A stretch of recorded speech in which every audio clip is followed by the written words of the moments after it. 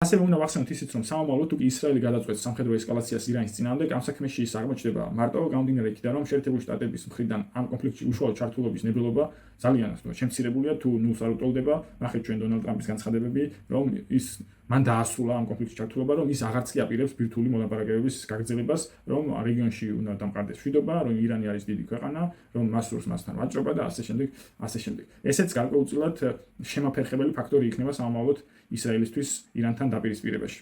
ასევე უნდა ვახსენოთ ისიც, რომ ბირთვული მოლაპარაკებები შევეხე, თუ კი შეერთებული შტატების პერსპექტივიდან, თუ კი აღარ არსებობს ბირთვული პროგრამა, მათი გადმოსახედიდან, მაშინ ბუნებრივია ბირთვული მოლაპარაკებების არსებობასაც აზრი არ აქვს, მაშინ ასე თავარი შეკითხვა ჩდება ზოგადად, მაშინ რატომღა აქვს სანქციები ირანს შეერთებული შტატების მხრიდან დაწესებული. ამ კითხვას ბევრი არ სწორს და ამაზე პასუხი არ არსებობს. ანუ ირანზე სანქციების არსებობის თავარი არგუმენტი იყო, რომ ის უკანონოდ ახდენს ბირთვულ ურანის გამდიდრებას.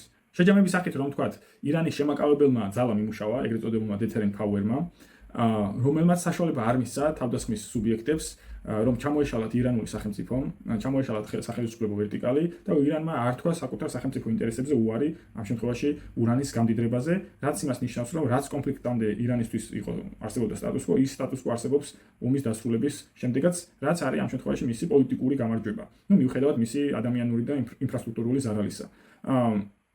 ეს მოცემულობა ისრაელისთვის არის კრიტიკულად მიუღებელი, რომელმაც შეიძლება პოლიტიკური კრიზისი გამოიწვიოს თავად ისრაელში და გააჩინოს კითხვები პრემიერ-მინისტრ ბენიამინ ნეთანიაჰუს წინააღმდეგ.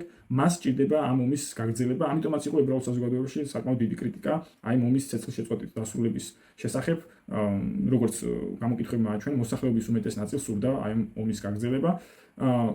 ამიტომ ბენიამინ ნეთანიაჰუს სჭირდება პერმანენტული ომი პრაქტიკულად.